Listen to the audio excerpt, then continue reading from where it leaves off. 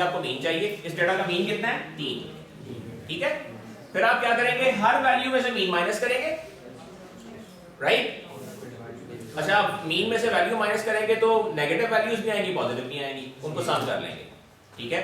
अब प्रॉब्लम क्या है कि 3 अगर आपका मीन है, ठीक है, तो मीन हर वैल्यू में से मीन माइनस करें, 1 - 3, 2 - 3, 3 - 3, 4 - 3, 5 - 3, हर वैल्यू में से मीन माइनस कर दिया।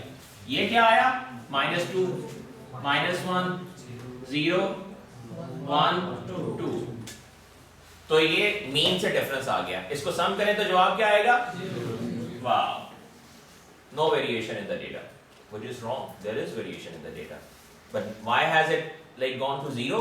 Because positive and negatives have cancelled each other, right? इससे बचने के लिए हम इसका मुरब्बा बना देते हैं।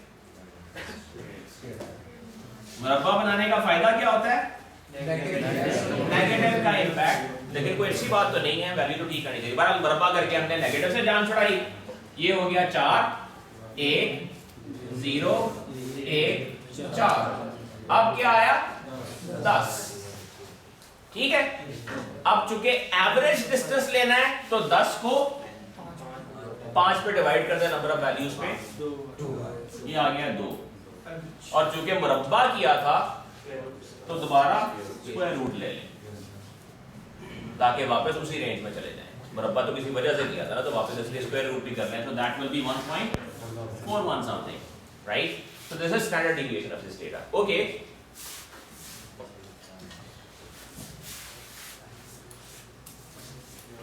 तो स्टैंडर्ड डिविएशन ऑफ डेटा की निकाल लें, ठीक है, मीन निकालेंगे, स्टैंडर्ड डिविएशन निकालेंगे। अब आप करेंगे क्या कि वैल्यू में से मीन माइनस करेंगे और उसको स्टैंडर्ड डिविएशन पे डिवाइड कर देंगे, राइट। इस केस में जो रेंज आएगी वो वेरी करेगी, like it can be, usually this range would be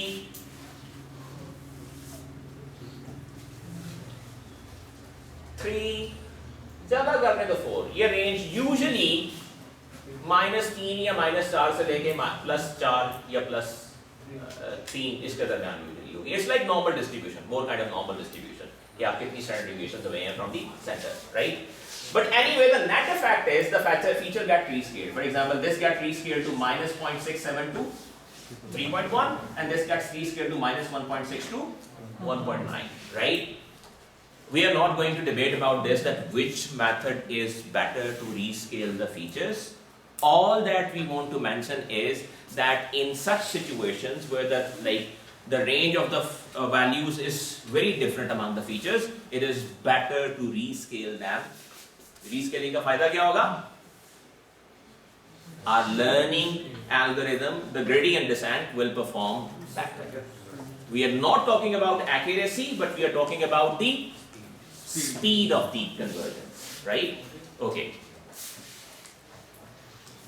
So for example, in general feature scaling कब करनी चाहिए, कब नहीं करनी चाहिए?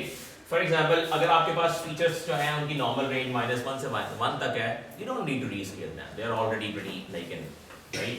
-3 से 3 तक है, that's okay. -0.3 से लेके 0.3 तक है, like these are very regular shape, एक ही range के अंदर है, अच्छा. So 0 to 3 is acceptable. -2 से 0.5 तक है, it's not very different, right? You go with it, you can sit with it, that it's okay, ये range acceptable है. अच्छा, अगर आप -100 से 100 तक है, this is big. You would like to rescale it, right? इसी तरीके से अगर आपका फीचर बहुत ही छोटी रेंज के अंदर है, फॉर एग्जांपल देखें -0.001 से 0.001, so this range is too small, right? You would like to rescale it, right? It's not only that it's too big, if it is too small, even then you would like to rescale it. And similarly, for example, if you have like temperature measurements, 98.6 to like 105, right? So again, the values go very high, and the significance can be like, so you would like to rescale it. In general, the general criteria or general advice is, if you are confused in a situation कि यहाँ rescaling करनी चाहिए या नहीं, तो बेहतर है कर ली. It won't really give you any harm. So if you are clear कि rescaling होनी चाहिए या नहीं, good. But if you are confused कि यहाँ रीस्केलिंग होनी चाहिए या नहीं, तो फिर इसका जवाब क्या है? कर दें रीस्केलिंग, नो हार्म, कुछ नहीं जाता. Okay, the next thing is we would like to see whether our gradient descent is really converging or not. अब हमें मालूम है कि gradient descent जो है वो छोटे छोटे steps लेके learning improve करने की कोशिश कर रहा है. Learning improve करने का क्या मतलब है? लॉस फंक्शन को डिक्रीज करने की कोशिश कर रहे हैं. लर्निंग इंप्रूव करने का मतलब है कि लॉस फंक्शन को मिनिमाइज करने की कोशिश कर रहे हैं. For example when we were talking about our square convex function, what is a convex function?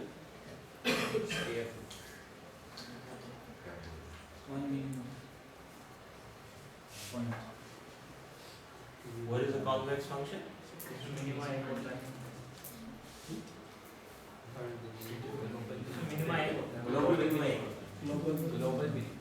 Convex function is that has one global minimum, right?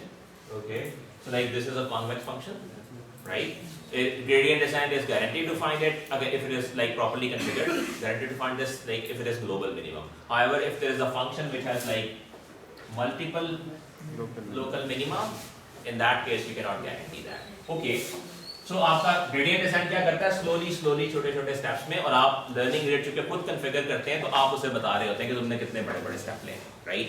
Now the important question is, this is again empirical. ये जब आप कोई चीज कर रहे होते हैं तब आप इस चीज को exhibit कर रहे होते हैं कि आपका algorithm कैसे behave कर रहा है.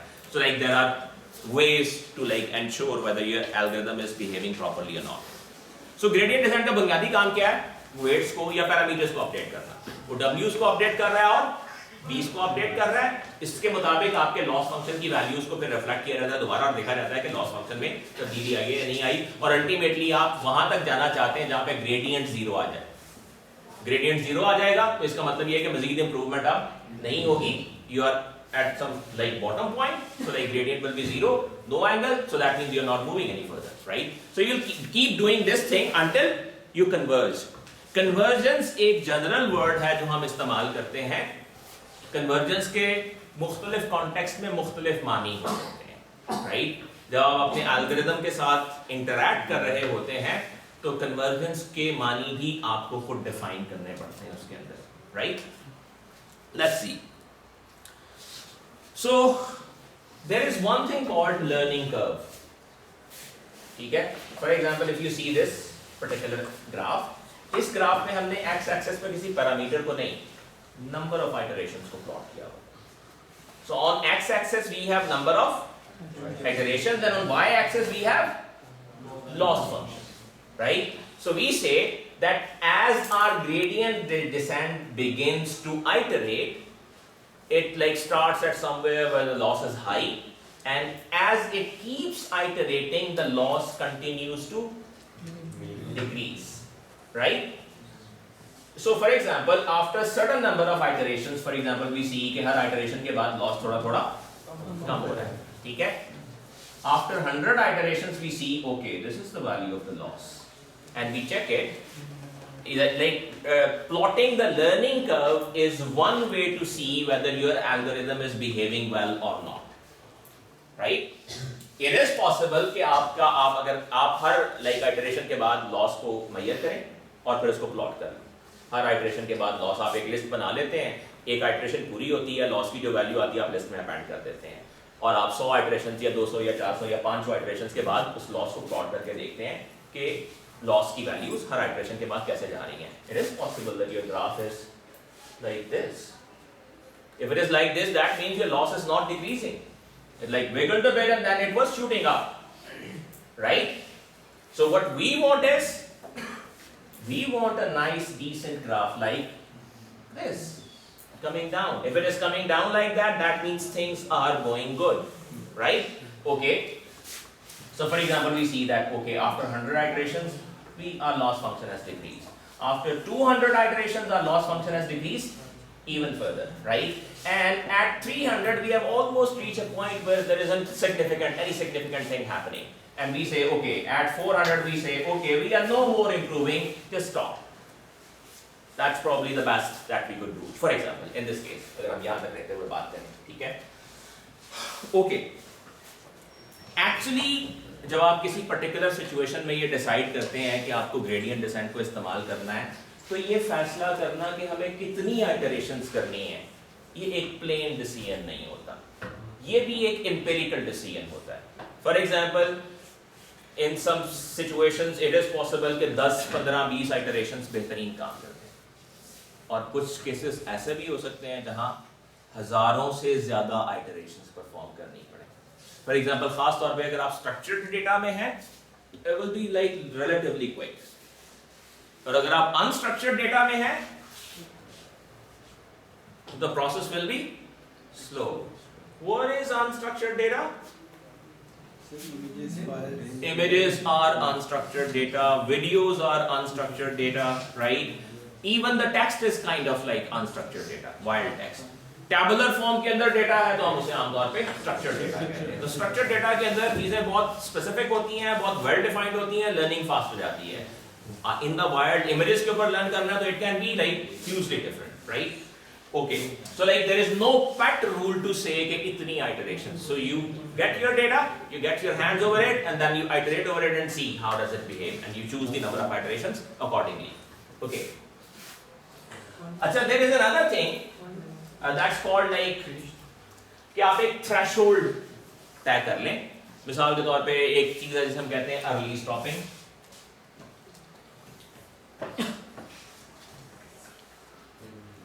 Early stopping is something कि आप एक थ्रेशोल्ड डिफाइन कर लेते हैं कि फॉर एग्जांपल अगर 3, 4, 8 या 10 मुसलसल आइटरेशंस तक एक खास थ्रेशोल्ड से ज्यादा इंप्रूवमेंट नहीं हुई, मसलन आपके लॉस फंक्शन में अगर 0.001 से बड़ी या इसके बराबर तब्दीली नहीं हुई अगर, तो आप कहते हैं नहीं, like it's not going to work anymore. 10 iterations गुजर गई हैं, 5, 10 आप जो भी उसका क्राइटेरिया डिफाइन कर लें।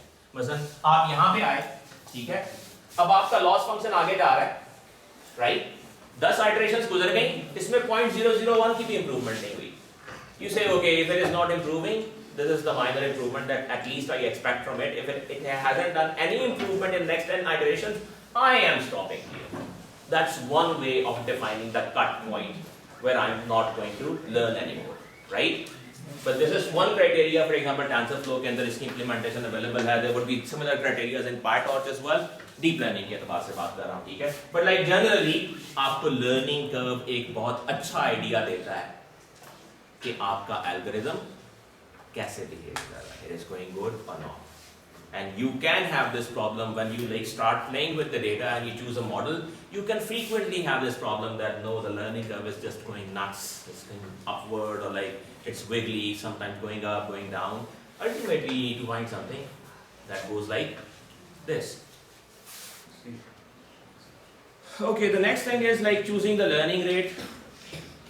Again, choosing the learning rate is also empirical. There is no rule of thumb for that, but like people have their own practices. People like follow Andrew Yang a lot, like what does he say about the things, the way he has experienced things. So like for example, learning rate आपकी learning को इस तरीके से मुतासिर करता है, इसके बारे में हम पहले भी multiple times बात कर चुके हैं. For example, you see there is a loss function going like this. You know it's a bad behaving thing. Yes. Right? It's not what you expect from it. Like it's very irregular, right? In fact, regular in being irregular. थोड़ा नीचे फिर ऊपर, थोड़ा नीचे फिर ऊपर, थोड़ा नीचे फिर ऊपर. So it's like एक झूला सा बना हुआ है इसका, right? This is not how we expect it to behave. अगर आपका algorithm, settings, learning rates, सब चीजें ठीक से implemented हैं, तो अमूमी तौर पे हर आइटरेशन के बाद आपके लॉस में कुछ कमी आनी चाहिए। अगर ऐसा नहीं हो रहा तो दो अमूमी सिचुएशंस हो सकती हैं, दो अमूमी वजूहात हो सकती हैं। एक, आपने लर्निंग रेट चूज ठीक नहीं किया, और दूसरा आपके कोड में कोई बग है, राइट? सो फॉर एग्जांपल, अगर आप लर्निंग रेट बहुत बड़ा चूज कर लेते हैं, इट इज पॉसिबल कि आप यहां थे, क्योंकि आपने लर्निंग रेट बहुत बड़ा रखा हुआ है, तो आपने जो छलांग लगाई उससे आप यहां पे आ गए, राइट? हालांकि आप ठीक रास्ते में जा रहे हैं और यहाँ से आप घूम फिर रहे हैं सिर्फ इस वजह से कि आपने लर्निंग रेट बहुत बड़ा रखा हुआ है। आप कह रहे हैं कि स्टेप तो मैंने बड़ा ही लेना, छोटा नहीं लेना, right? So one factor that can astray your learning is choosing a bad value for learning rate, right? And another thing is that you could like leave out some kind of bug. For example, one very simple thing is हमारे bugs जरा बड़े होशियार किस्म के होते हैं, हमें खुद नहीं पता होता कहाँ से आया, कैसे आया, क्यों आया। तो हम कोड लिखते ही नहीं है तो बग कहाँ से आएगा? That's the best thing to do.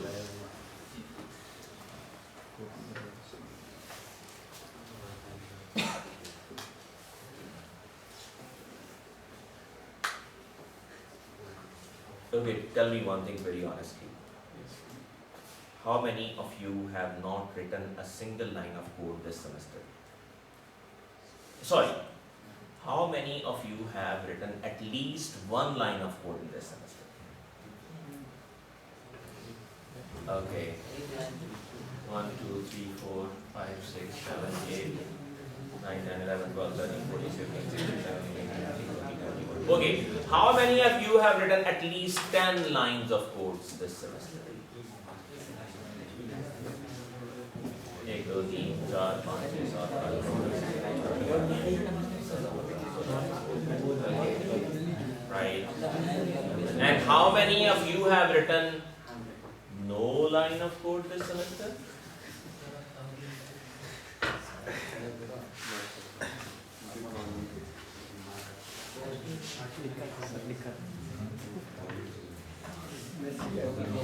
And how many of you have almost never written any line of code throughout this degree?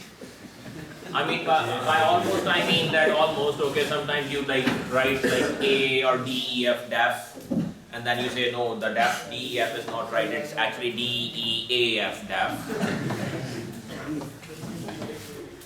So how many of you have like never really like given it any try? Any brother, any sister?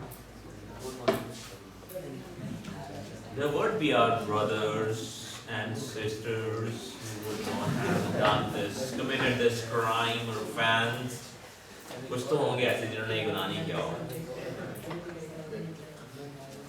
But the thing is, you could do some other things well, like जो वो भाई करते हैं, मैं इतनी अच्छी cricket खेलता हूँ तो मैं कोड क्यों लिखूँ? Why? मेरे साथ नाइंसाफी हुई है, मुझे PSL में नहीं खिलाया अभी तक.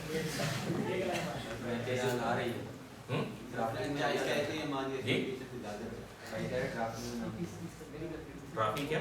ड्राफ्टिंग में नाम दिया. ड्राफ्टिंग का नाम दिया था. The thing is like हमारे यहाँ तो बहुत सारे लोग ज़ाहिर कोशिश करते हैं, लेकिन हमारी आबादी इतनी ज़्यादा है कि बहुत सारे टैलेंटेड लोगों को चांस नहीं मिलता, right? So like at the end of the day, it's 11 people playing, right?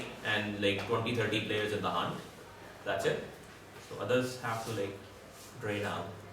So फिर एक ही रास्ता बचता है, थोड़ा सीख सूख लें गुजारा हो जाता है. हमारे एक और मसला बेलेग भी नहीं है हमारा, ना अगर होता तो आप सब कुछ ना कुछ लिखते होते.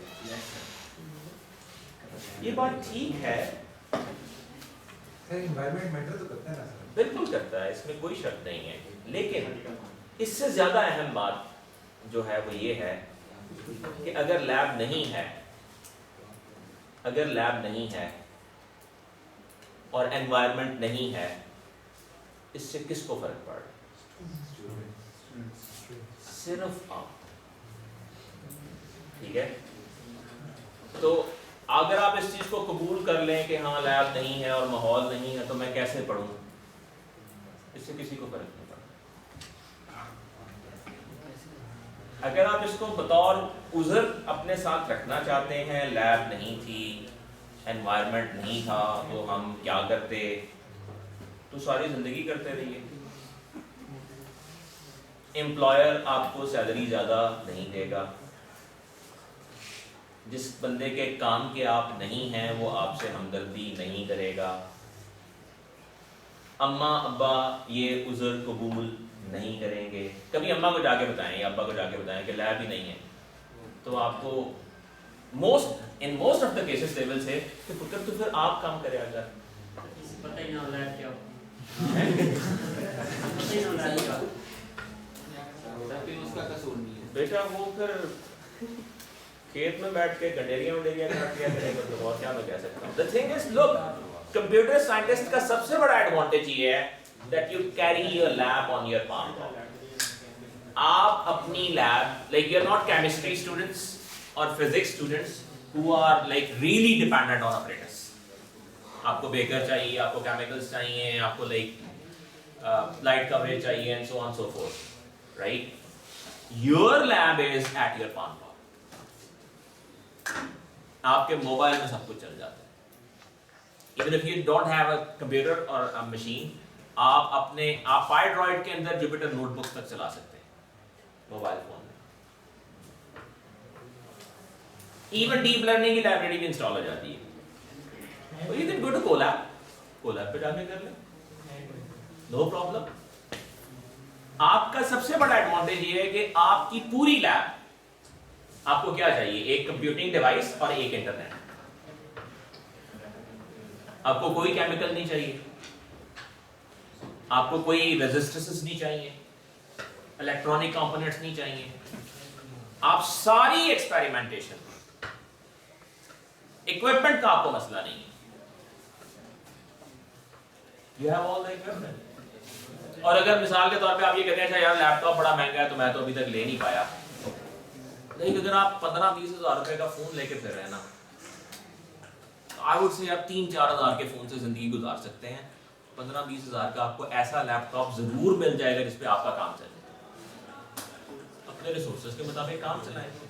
अब अगर आप अब्बा के पीछे ये लगे हुए हैं कि जी मुझे तो 1.5 लाख रुपए का या 2.5 लाख रुपए का लैपटॉप ही मिलेगा तो मेरी दाढ़ थोड़ी सी गीली होगी, तो nothing can help।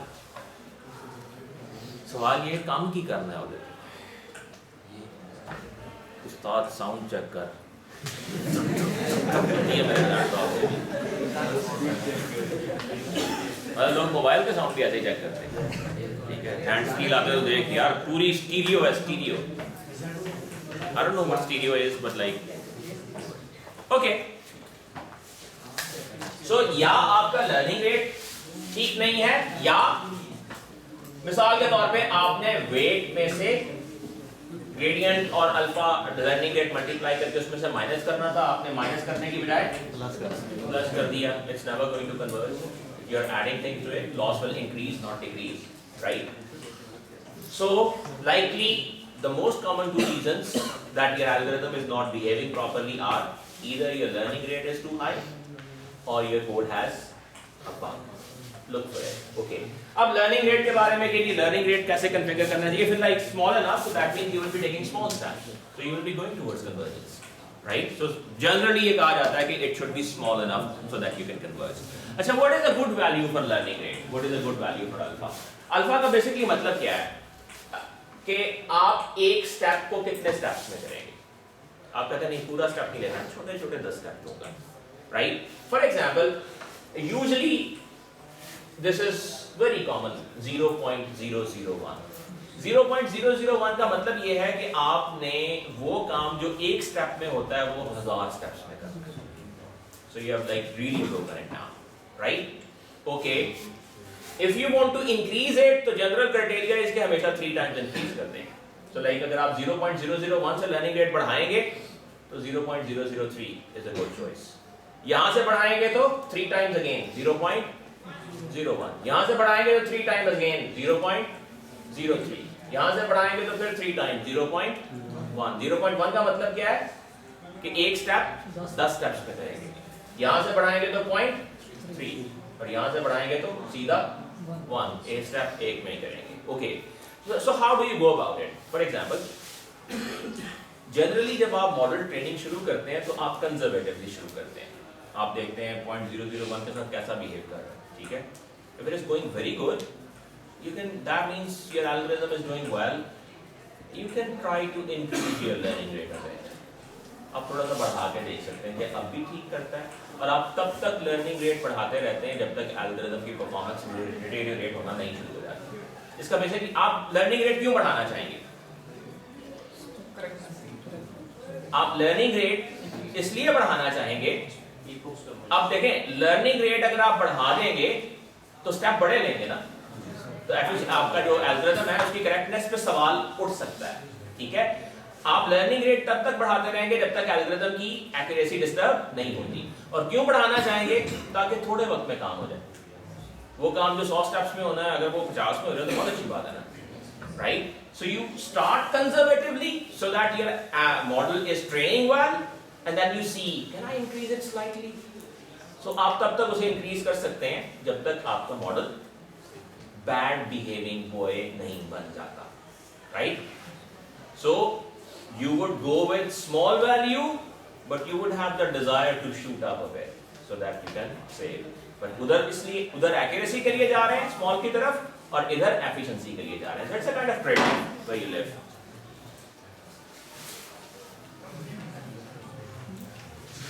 Okay, the next important thing that can help us learn better. अभी तक हम linear model की बात कर रहे हैं, जैसे हम linear regression कह रहे हैं. हमने last time भी थोड़ी सी polynomial की बात की थी. आप polynomials के साथ play कर सकते हैं. Polynomials का एक फायदा क्या होता है? Polynomials आपको लीनियर की बजाय नॉन लीनियर शेप्स भी दे सकते हैं. मिसाल के तौर पे हम जानते हैं कि जो स्क्वायर फंक्शन है दैट गोस लाइक दिस. उल्टा कर लें तो आप इसको ऐसे भी कह सकते हैं, राइट. हम जानते हैं कि आपका जो स्क्वायर रूट है that goes a bit like this. को थोड़ा सा ऊपर ज्यादा पे स्टेबलाइज होने लग जाता है, कम डिफरेंस आने लग जाता है उसके अंदर. तो इसी तरीके से आपके क्यूबिक फंक्शन की भी एक शेप है, लीनियर फंक्शन की भी एक शेप है. लीनियर फंक्शन स्ट्रेट लाइन होता है और बाकी जो पॉलिनोमियल फंक्शन है वो स्ट्रेट लाइन नहीं होते बल्कि उनकी शेप्स डिफरेंट होती हैं, ठीक है. Okay, so there are situations जहां हमारा डेटा ऐसा है कि उस पे स्ट्रेट लाइन फिट नहीं की जा सकती, राइट. सो उस केस में क्या होता है जब हमारा डेटा ऐसा है data is a bit like this. So now if you are forcefully trying to fit a straight line in it, that will be a bad fit, right? You would rather want to have a more kind of curvy line there. आपका data अगर curvy है तो आप चाहेंगे कि आपका model भी curvy line दे. लेकिन with linear styling that we are following as of now, that's not possible. अभी तो हम सिर्फ linear boundary बना सकते हैं. अब हमारे पास एक नई चीज है जिसे हम कहते हैं feature engineering. Have you heard this term before? Feature engineering. Feature engineering is the process of identifying potentially or creating potentially more useful features out of the existing ones that can help you in improve the learning. For example, हम again घरों की बात कर रहे हैं. First करें हमारे पास दो फीचर हैं. One is frontage, घर का फ्रंट कितना है, and the other is depth, घर की डेप्थ कितनी. तो जाहिर है जो घर का फ्रंटेज है उसका अपना वेट होगा. जैसे आप सुनते हैं ना जी घर का फ्रंट बहुत बड़ा है, ठीक है. So it's a different kind. या जी घर तो बड़ा है लेकिन फ्रंट बहुत छोटा है, तो it's a different kind of thing that. So length की अपनी वेटेज है और फ्रंटेज की अपनी वेटेज है. So you say that okay x1 is frontage and x2 is depth. So you have a weight factor for frontage and weight factor for depth. That can be slightly different from each other. हो सकता है फ्रंटेज की value कहीं ज्यादा हो कहीं कम हो. कहीं मिसाल के तौर पे इस मोहल्ले में सारी सड़क टूटी हुई है या कूड़ा ही कूड़ा है या मट्टी बहुत है तो इसका फ्रंट छोटा ही होना चाहिए. So it can vary from situation to situation. Okay, feature engineering आपसे ये कहती है कि अच्छा आपके पास दो फीचर दस्तयाब हैं, देखें क्या आप इन दो फीचर्स को इस्तेमाल करके कोई नया फीचर बना सकते हैं, ठीक है. So in this case it is rather simple. हमें ये बड़ा क्लियरली नजर आ रहा है कि हम ये कर सकते हैं कि फ्रंटेज और डेप्थ को मल्टीप्लाई करें. Now this is rectangle. Rectangle में लेंथ विड्थ को मल्टीप्लाई करें तो क्या आता है? एरिया. तो हमें घर का एरिया मिल जाएगा, right. Who knows that your model might learn a bit better on area than simple frontage and length. Yes. We cannot guarantee that, right? But it's just one approach to identify such potential avenues to create new features out of the existing ones that may help your model train better in some way, right? So अब आपने क्या किया? Features की तादाद actually जो दो थी वो बढ़ के 3 हो गई. आपने फ्रंटेज को भी रखा, डेप्थ को भी रखा